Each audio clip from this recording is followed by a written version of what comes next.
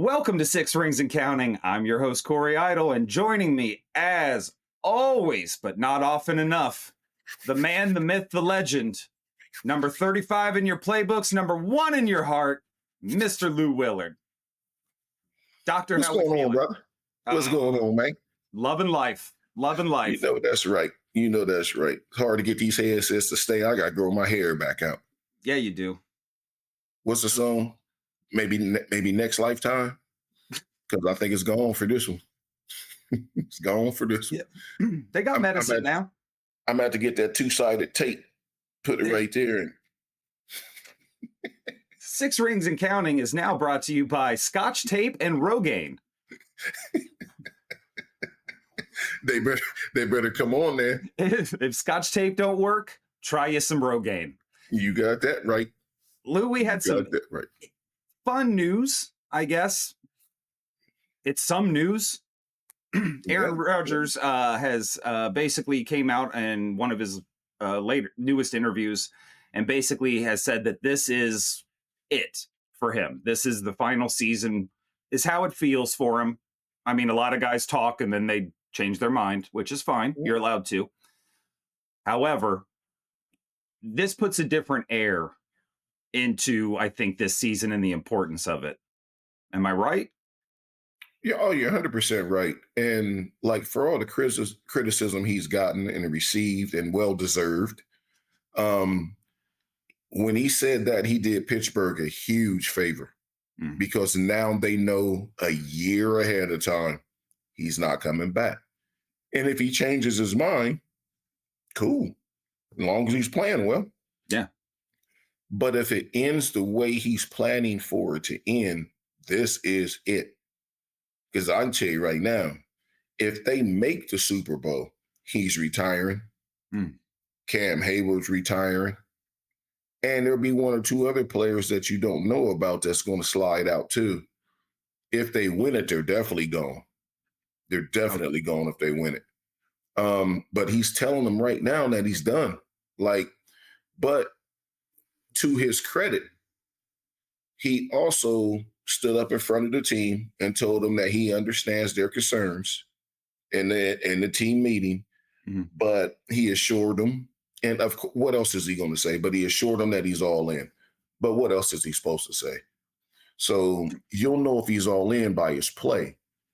And then he came back right after that with inviting everybody, whoever wants to come, because they're all off now until training camp. You don't have to do anything till training camp. He invited the guys out to Malibu to work out. So you can only take him for his word. And when you think about it, when has he? I mean, has he lied? Like, you don't like him because of we all know why we don't like him. The arrogance part, the way he talked down to people, all that stuff. But he's never said, I'm going to do this, and he didn't do it. Yeah, COVID vaccine was the only thing he lied about. Yeah, when I'm talking about football. Yeah, and that's personal. We're not even getting into the vaccine shit. Exactly. It's just, football-wise, no. He has always told you exactly who he is and what he's going to do, even with the Jets at his worst. He told you exactly who he was and exactly what he was going to do. So, to your credit, yes. And he said, I'm dialed in. And he's even meeting with Arthur Smith over the next couple of weeks to finalize the playbook, adjust a few things, adjust some verbiage, and do all that stuff. And if he says he's going to do that, he's going to do it. Now, whether Pittsburgh can pull it off or not, he's hoping that it ain't he's hoping he's not the reason they don't. No, I think you had brought this up a couple times, actually, in a few past shows. And this has been the one thing that has stuck with me, because obviously I have made it very clear. I don't like the guy. Just don't like him. And I question I question his ability at this age. That being said, that's very fair. He is doing everything correct that he should do. And the thing that you said that has stuck with me and kind of turned me around on how he's going to perform this year was, if this was before we knew he was going to retire, if this was his last year, watch out, because Aaron Rodgers is in the Aaron Rodgers business. And if he knows what his reputation has taken a hit with. He knows how his play has taken a hit since the Jets. With him announcing this is truly the motivation you see, where it's like, okay, maybe he doesn't have 25-year-old Aaron Rodgers ability, but that 25-year-old competitive, I'm going to shove this football down your effing throat guy, he might still be there.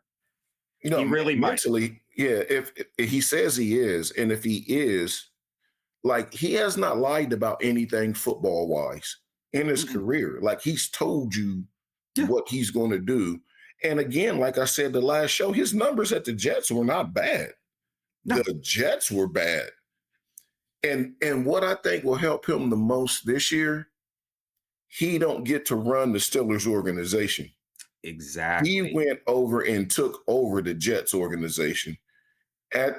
In the middle of his career, he took over Green Bay's organization. Yep. The reason he left Green Bay is because Matt LaFleur said, you're not taking over my organization. So he left, went to the Jets, brought his buddies with him, brought his offensive coordinator with him. So he was basically offensive coordinator. Yep. In Pittsburgh, Nathaniel Hackett is not coming. No. You might get Alan Lazard, but I don't think he's coming. Nope. So he doesn't have any of that organizational control that he had in New York. And I think all he has to do is play football. That's it. All he has to do is play football.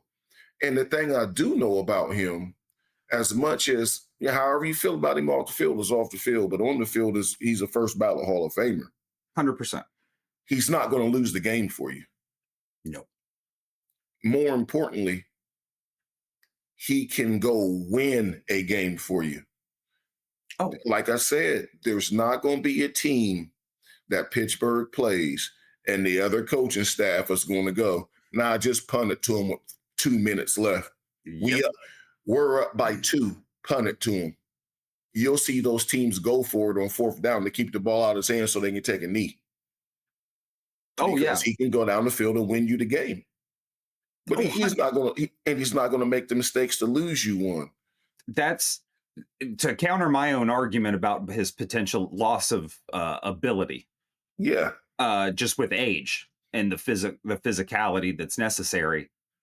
Typically with these guys, and by these guys, I mean your first ballot Hall of Fame quarterbacks, your Tom Brady, your Drew Breeses, as they start to age out, Peyton Manning, he was a little different because his neck got so bad that he couldn't even throw the damn ball. Like every ball he threw that last season was a duck. And they won a Super Bowl, dude, threw for 100-some yards in the Super Bowl, and they won. Exactly. You know why? That's what I'm saying, because he did not lose the game for them. Exactly. That was my point exactly. Aaron's IQ will override that ability. Whatever he's lost physically, his IQ should be there. And I have no doubt. I mean, nobody's ever said Aaron Rodgers is dumb. Dude, the problem is he's too smart. His IQ was off the charts. That's the issue. Like, he is, you would call him an introvert because he's so smart. Yep. And his football IQ was stupid. Yep. So you got to hope that the kids on the team, and they are kids, Austin, Wilson, even DK, they got to understand what he wants out of them. Yep. So hopefully all 3 of them, Freiermuth, Darnell Washington, and, my man, number 15, receiver, I can't say his name, but hopefully they all go to Malibu and work out with him. And then if he and Arthur Smith can connect with that playbook and get what they want out of it, I'm telling you, this team is going to make a run. They're going to make a run. That's going to be the thing I watch the most with Aaron Rodgers, is how his relationship with Arthur Smith develops. The fact that the 2 of them are meeting, to me, is huge. That's bigger than the guys coming to Malibu to work out with him. Because if he disagrees with Arthur Smith on a play call or something like that, can they have a constructive conversation about it? Or are we going to get a sideline blow up that's going to be all over ESPN and is now a distraction for us? Or you're forcing Mike Tomlin to make some decisions between his friend and then a Hall of Fame quarterback that he knows, but he don't know like that. Right. But Arthur Smith is his friend. Yep. And we've already had the problem of Mike hiring his friends. And if you have to fire Arthur Smith because of him and Aaron Rodgers' relationship, now you're bringing on a situation where maybe Nathaniel Hackett is coming in. And now we're off to the races. No, Nathaniel Hackett still wouldn't come in. They'll elevate the quarterback coach to offensive coordinator. But the problem is you fire this guy when you know he retiring. Yep. That's the bigger problem. So that's not going to happen. That's not going to happen. But the fact that he's willing to stand up and but like I said, and again, what else is he supposed to say? He's going to stand up in front of the team and tell them he's all in. You know, he didn't do team drills in minicamp. Right. He was there working out, but he didn't do the team drills. Yeah. But he came in shape and he's been working out. So what matters is a month from now, because they go to training camp, what's the 25th? I think they report a month from now. Mm-hmm. And it's real. So whatever happened between now and he don't need to throw 90 balls in team drills in minicamp. Dude, 92 years old. What the biggest thing for him, if the line can keep him upright, because if he get hit too many times, here come Mason Rudolph, because he ain't gonna hold up. No. You just see Tom Brady get knocked around when he went to Tampa Bay. Nope. They kept him upright. You got to keep him upright. But they're also smart enough, just like TB12, he's smart enough to get rid of the ball and not stand back there and hold it. So he's not going to take a lot of hits. Exactly. But if they give him some time, this is going to get real interesting. It's going to get real interesting. Yeah. The way this is the most exciting thing, I think, for me anyway. The potential of Arthur Smith's playbook, which relies a lot on play action, the Steelers' running game looking really strong, and Aaron Rodgers being one of the better play action quarterbacks ever. This all could equal just a fun, dynamic offense that the Steelers haven't seen since Big Ben Santonio Holmes Super Bowl days. Yeah, it's created. I'm looking more forward to this season than I have in probably the last 6. Yeah. I cannot wait on it. It's going to be epic one way or the other. It's going to be epic success or epic failure. Oh, the potential is going to be it's not going to be. This is not going to be in between. And just for everybody watching, we are going to break down the schedule in another couple shows. We wanted to wait for one, Aaron to sign before we revisited it. And then 2, we just wanted to wait a little bit, see how everybody was looking through OTAs, through the minis. Yeah. And before we really get into July 25th, we're going to make sure we get the schedule broken down for you with this brand new looking Steelers offense. Because I tell you right now, it's going to be very different from what we predicted earlier. Oh, yeah. It's very different. It's going to be, well, clearly with this quarterback, it's going to be more explosive.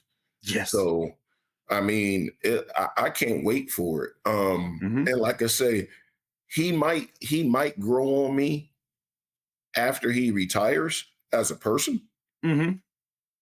But he's like Kobe. I couldn't stand Kobe when he played. Kobe retired. Man, I love me some Kobe. Yep. Because I got to watch what he was doing off the court, this, that, and I got a feeling Rodgers was going to do that as well. Brady still hadn't done it. Brady still hadn't done it. He just bought into the Raiders and is enjoying his life. Yeah. Now, look, I don't begrudge the man for his success. No. It's just, he and I wouldn't go have a beer. No, he's not Tom Brady doesn't strike me, and this is no offense to anybody because I don't know anybody personally.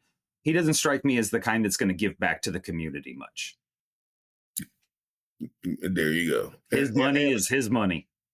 And I think we'll see what Rodgers does, but I could see Rodgers doing that. I really could, because I think he's gotten a bad rap because he's just a little different.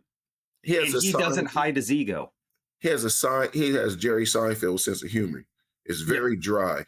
Yep. So you got to catch the jokes in there. And then you got to catch when he's just firing the media up because he can. He'll say something to him just to piss him off. Exactly. And then you'll catch him laughing after he walks off they'll get a shot of him laughing because he just pissed everybody off. And yep, his biggest quality is he don't care what you think about him. Oh, 100%. He absolutely does not care what you think nor say about him. And that's a great quality to have. I mean, I kind of had the same quality when it comes to that. I don't care what you say about me. But he's mastered it on a bigger, way bigger scale than I have. But I'm telling you, dude is different. He's different. And you can either dance with it or you don't have to. 100 is what it is. 100%. But we have this season is going to be nice. Oh no, this season's going to be amazing. We have about 10 minutes left here in the show. And you had brought up something Logan Lee had said. Oh yeah, the rookie defensive lineman from Iowa. Yeah. That people were making a big deal about this, and it's much ado about nothing. He was saying that the Steelers playbook was, his words, way, way, way easier to learn than Iowa's. And I tried to explain to some people, and I'll ask you, because you didn't play, why do you think that is? You can't give me a wrong answer. Because I honestly don't know. Okay. I really don't know. That's a good question. And I'll explain it to people. This is why the Steelers playbook is easier to learn than Iowa's. I'm gonna give you an example. I'm in high school, 1,800 kids. Logan Lee comes from a high school with 300 kids. But here's an example of a play call when I was in high school. Rip 28 sweep. Power I right 26. That's the entire play. Those are 2 plays. Yep. College, it's power I right, X, Y, this. It's a paragraph. You're listening for your piece of the play. Because in college, they call out the protection. They call out what each receiver is supposed to do. What the running back, when I played, each running back was supposed to do because they still have fullbacks. Now it's what the running back is supposed to do. And then guess what they also call? The next play in case they have to change it. So of course college is harder to learn than the NFL because all the colleges are running NFL systems. Right. So he got there. He already knows. He's already been doing it. He's got but it. You went from rip 28 sweep, 3 words. I'm sorry, on 2, 5 words. Right. On 2. That's it. So everybody's like, Pittsburgh they gotta get more sophisticated. No, Iowa runs a similar defense as the Steelers. Have you ever noticed that the Steelers draft a lot of guys out of the Big Ten? Yeah. Yeah, has anybody else been paying attention? You know why? Because those schools mimic their defenses. It's always on the defensive side of the ball, too. Yep. Look at their 4 defensive ends. They all from where? The Big Ten.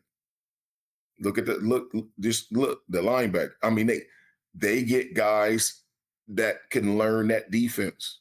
Defensive tackle, Cam Hayward, Ohio State. They draft out of the Big Ten is what they do. Yeah. Big Ten teams mimic. Mike Tomlin will be 2 miles from my house over here talking to Ryan Day. That's what they do. They all mimic what the Steelers do. So they draft those players. So of course, it's going to be easier to learn than Iowa. And he came from a school that only had 300 kids. So you were lucky to get 20 to play football. Yeah. So you can't pour a bunch on them. to give you guys an example of what Lou's really saying here, if I'm hearing him correctly, is you took 3 years of high school Spanish and then went to a Mexican restaurant and ordered your food in Spanish. Yeah. After that, you took a trip to Mexico.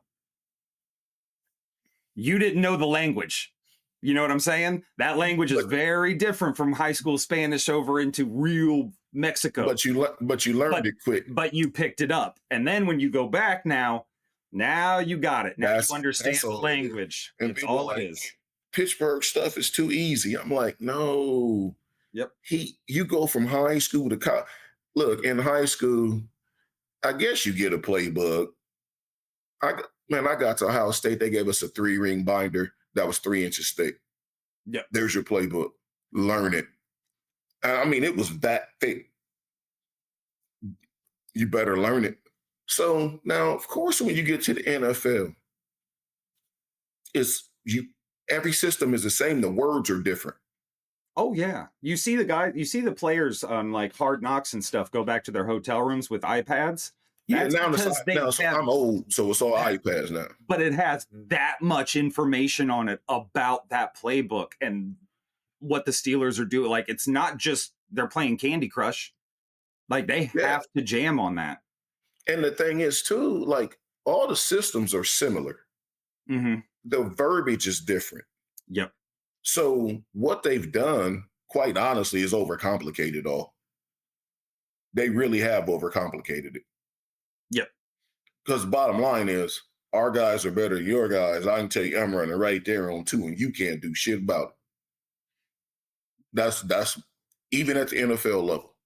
But to say I'm running right there takes a 17-sentence play call, and all we doing is running right there. Go ahead. I was just going to say, I think this is the funniest thing about having known you, having played the game at a higher level than most people get to do, is, to me, football is complicated. You know what I mean? It's chess. Everybody has their own positions. You're sacrificing this guy right now to do this thing, and da da da da da da. To you, it's football. My 11, your 11. This is where we're going. Stop us. It's just funny to me how, like, for you, it is so simple and slow, and for me, it's just like, Jesus Christ, they're running out of control. Yeah, I mean, it's the craziest thing because, like, the play calls now, you typically, first thing you call is the pass protection. Yep. And then you telling everybody else where they're going. Like, each position you're telling them where. That's why the play calls are so long and complicated. Oh, yeah. To do what? Walk up to the line and Frazier change it as the center. First off, Aaron Rodgers changes it. Yep. And then Frazier changes as at center. That's why you see the quarterback walking out there yelling at the tackles.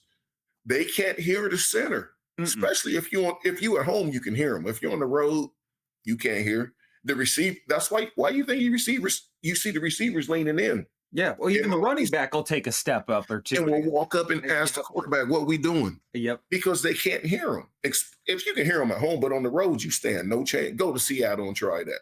Oh. But anywhere on the road, you can't hear. So you do all this play calling and to get up there and change it. So I say it's the game. It's my game. Clearly, I love it. Yes. They've overcomplicated it. It doesn't have to be that complicated. You keep it simple. It's the KISS method. Keep it simple, stupid. We've lost that in football. Oh, and it ain't never coming back. It's never coming back. But says the old man who's don't want to adjust, want to keep us in leather helmets. But so I can dig it. So I know we'll hear about all that. But that's why he said that. He meant no ill intention. Oh no. And people were getting mad. And I said, the young man, he just saying from high school to college was the huge transition. But the way the college game is elevated, It's basically the NFL game. So the playbook was way easier to learn Yep. than the college playbook. And I just told you why. This ain't rip 28 sweep or power or right 26. Those are simple. This is why my dumb ass played basketball. Because I set picks. Who am I setting a pick on now, coach? Okay. But yeah, I'm just telling you this. You change that next level, and it's rough to learn, but when you learn it, you got it. Yeah. And then I wasn't fortunate enough to transition to the NFL, but I've seen those plays, I've heard those plays, and I've talked to play. I have friends who played in the NFL. Yep. It's the same thing. It's the basic concept that you run at Ohio State. It's the same thing. Only thing different is the wording. Yep. So the other team don't know what you're running.